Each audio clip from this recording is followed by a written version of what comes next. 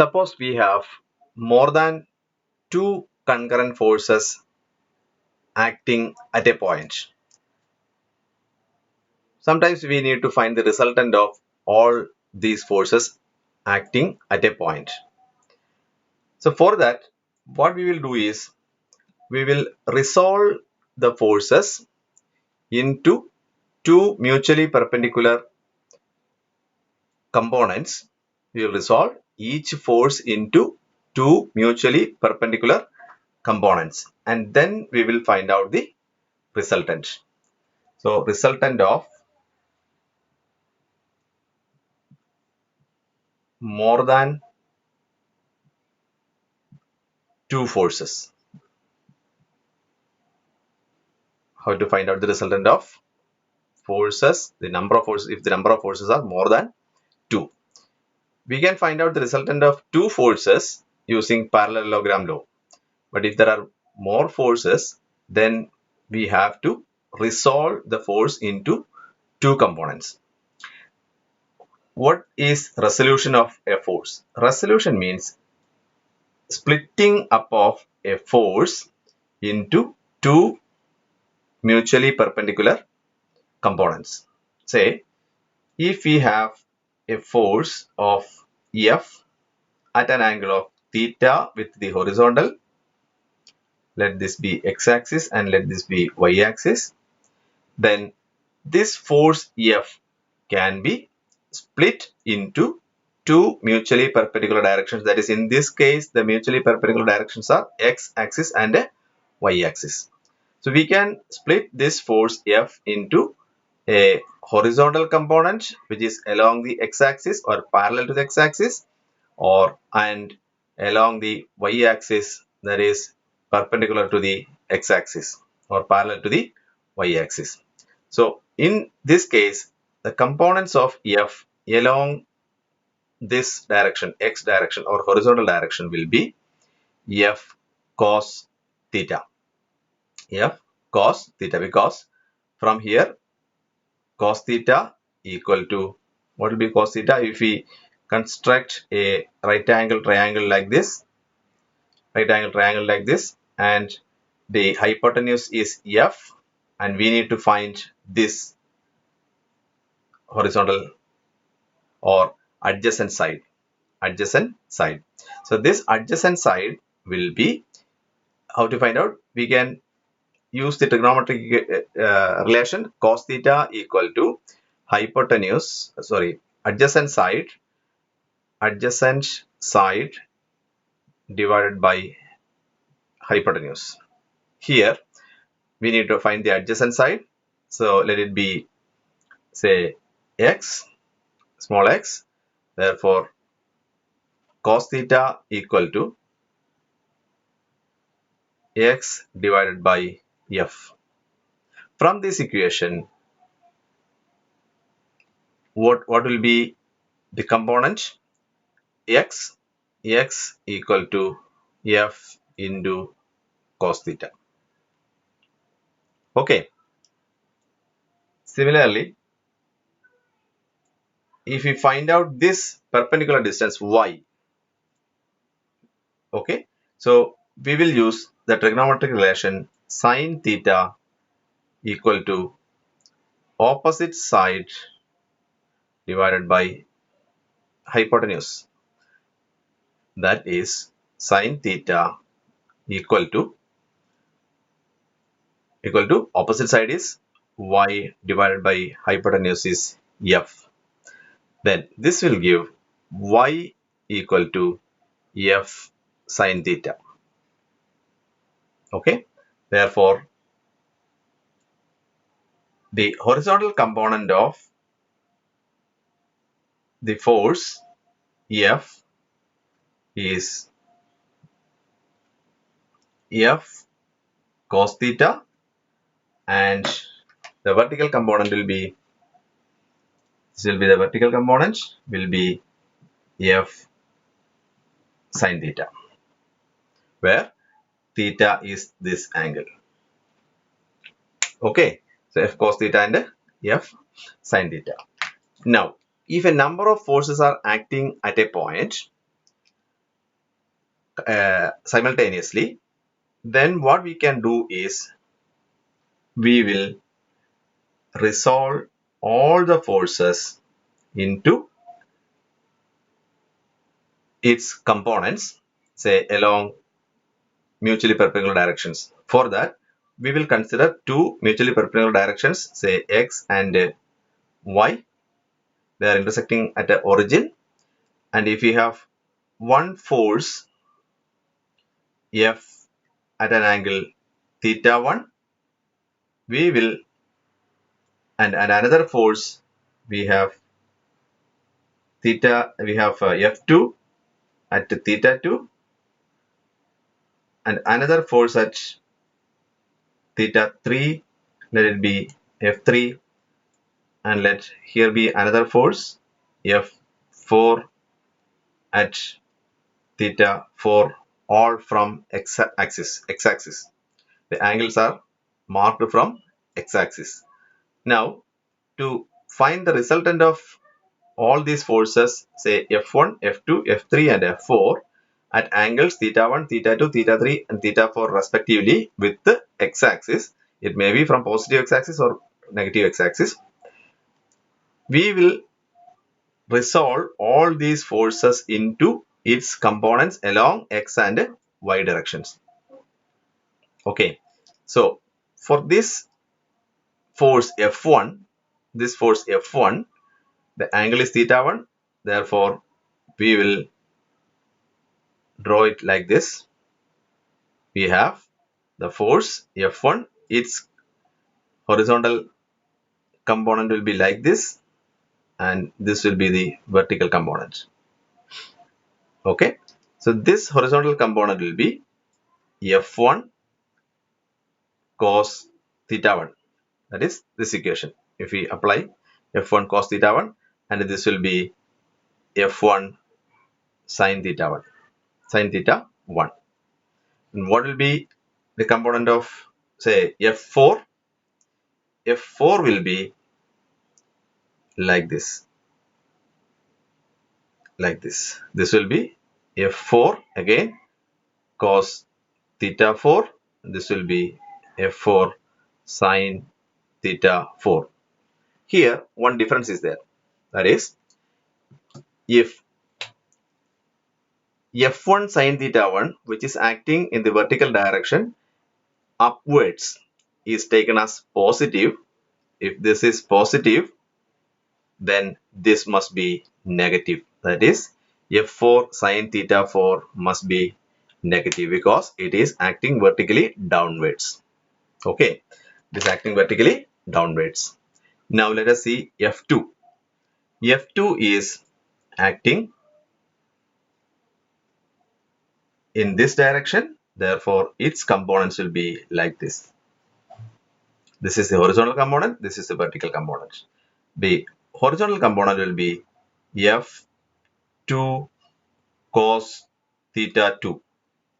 F2 cos theta 2, and the vertical component will be F2 sin theta 2.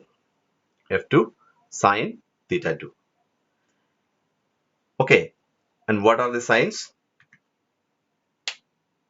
This is minus because it is acting from right to left, because F1 cos theta 1 is taken as positive because normally we will consider forces from left to right as positive. Therefore, this one, that is F2 cos theta 2, must be minus because it is acting from right to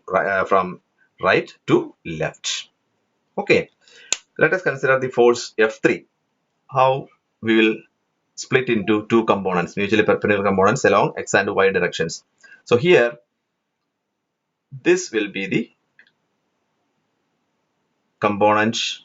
That is, this is F3 cos theta 3. That is the horizontal component, and this will be F3 sin theta 3. So, and the directions of the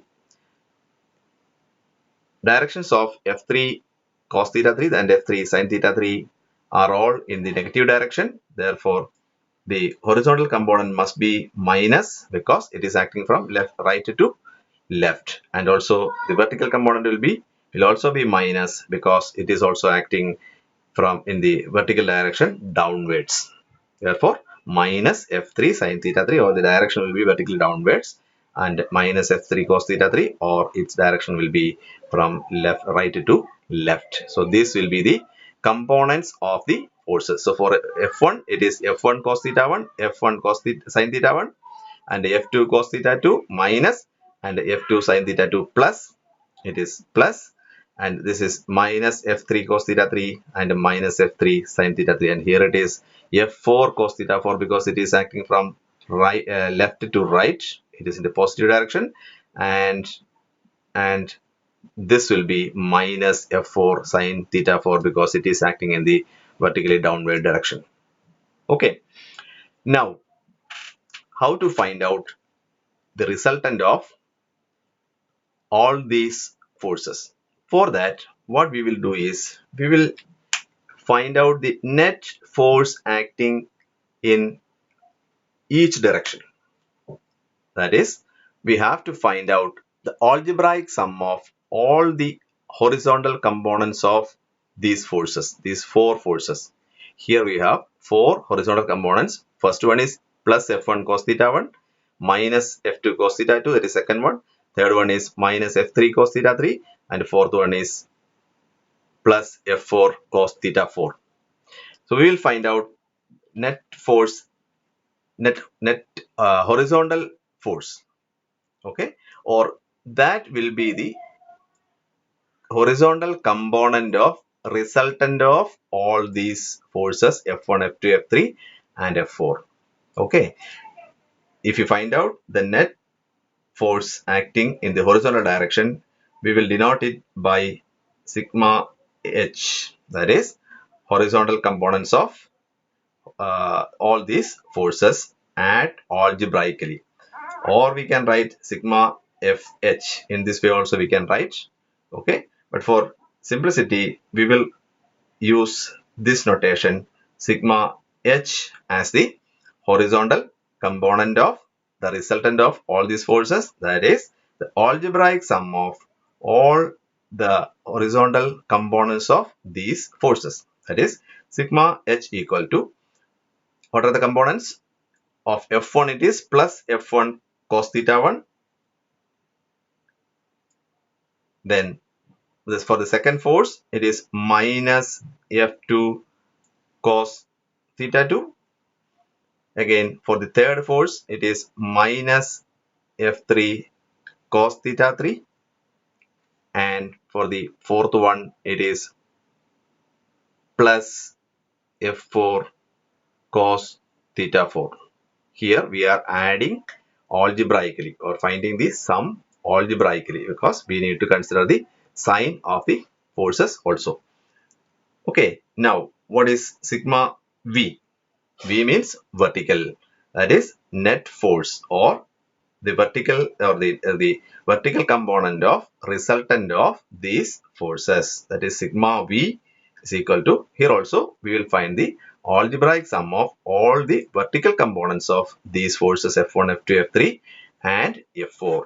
So here for the first force, the component is f1 sin theta 1, that is plus because it is acting in the vertically upward direction. It is equal to f1 sin theta 1 plus because f2 sin theta 2 is plus f2 sin theta 2. What about the component of third force f3? It is minus f3 sin theta 3, and for f4 obviously it is minus f4 sin theta 4. Okay, so this is the equation. Equation 1 is the component of resultant of all the forces in the horizontal direction, and this is the vertical component of all resultant of all these forces. Okay, so now we need to find the resultant R. Here R is equal to square root of sigma h square plus sigma v square. That is the equation. And the angle theta with respect to the horizontal is tan inverse sigma v divided by sigma h. Okay. How we will get this? We have two forces which are at 90 degrees each other. This is sigma h and this is sigma v. Sigma h and sigma v. This is the direction of sigma h. This is the direction of sigma v. So to find out the resultant, we have to construct the parallelogram, and this will be the resultant R for sigma v and sigma h, and this will be theta. Okay, theta is equal to and we have this value as sigma v and this is sigma h. Therefore, tan theta is equal to sigma v by sigma h tan inverse sigma v by sigma h. So this is the way or the method for which we can find out the resultant of more than two concurrent coplanar forces.